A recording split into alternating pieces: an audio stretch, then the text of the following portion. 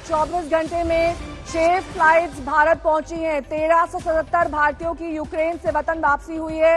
ये evacuation programme जिसकी हम बात कर रहे हैं, जो लगातार भारत चला रहा है, रोमेनिया, हंगरी, इन तमाम देशों में ये फ्लाइट्स भेजी जा रही हैं ताकि वहां से भारतीयों को सकुशल वापस बुलाया जा सके। रोमेनिया, हंगरी और पोलैंड के रास्ते ये भारतीय वापस लौट रहे हैं। कीव में अब कोई भारतीय नहीं है।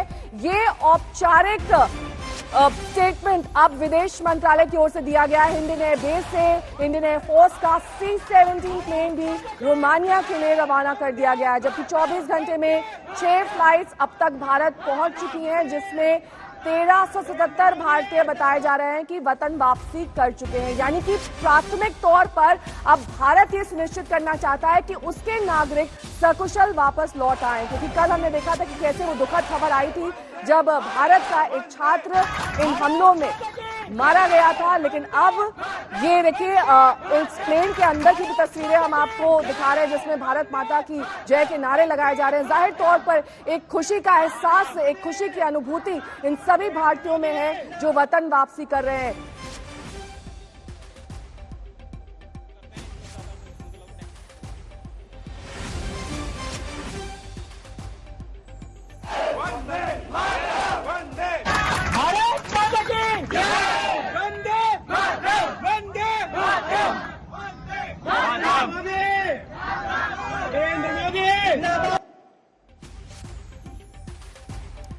सभी खास मेहमान हमारे साथ जुड़े हुए, पीके श्रीवास्तव जी भी लगातार हमारे साथ जुड़े हुए हैं। पीके श्रीवास्तव जी, ये देखिए बहुत ही विकट स्थिति है, क्योंकि एक तरफ तो आप ये कह रहे हैं कि हम रूस को थ्रॉटल करने की कोशिश कर रहे हैं, लेकिन जैसा कि दिनेश जी ने भी कहा और सभी ये मानते हैं कि पुतिन से लोहा लेना आसान नहीं है। वो एक ऐसे नेता हैं जिनकी दुनिया भर में मिसाल दी जाती है कि कैसे उनकी स्ट्रैटेजी, उनकी रणनीति, उनका जो कूटनीतिक माइंडसेट है, जिस तरीके से वॉरफेयर लड़ने की क्षमता, उसका भी उदाहरण दुनिया भर में दिया जाता है कि कैसे रूसी सेना, रूसी हथियार अव्वल दर्जे के हैं। ऐसे में ऐसी महाशक्ति से लोहा लेने के लिए भी आपको उससे वन स्टेप अप सोचना पड़ेगा, उससे आगे सोचना पड़ेगा।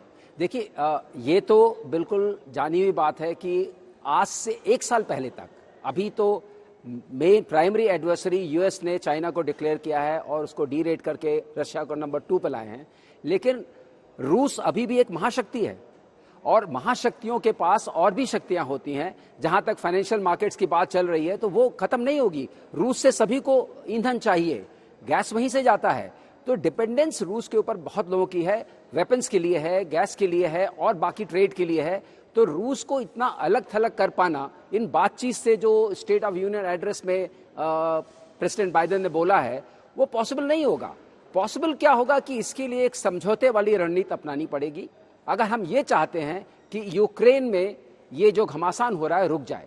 लेकिन जैसा कि अभी जनरल दयाल ने बोला और कर्नल नैन ने बोला, मैं उनके साथ सहमत हूं कि इसमें किसका एक्चुअली सबसे ज्यादा फायदा हो रहा है। अगर आप वैसे देखेंगे, सबसे ज्यादा इसमें जो सामरिक तरीके से फायदा हो रहा है यूएस का हो रहा है।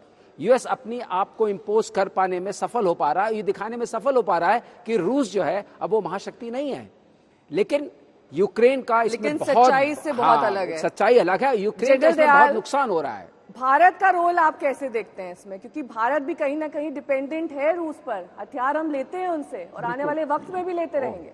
देखिए, मैं समझता हूं भारत का रोल इसमें रीअप्रोचमेंट के दौरान अच्छा रोल होगा भारत का। भारत का रशिया से जो रिश्ता है वो मजबूत रहेगा, इसमें कोई शक की बात नहीं है।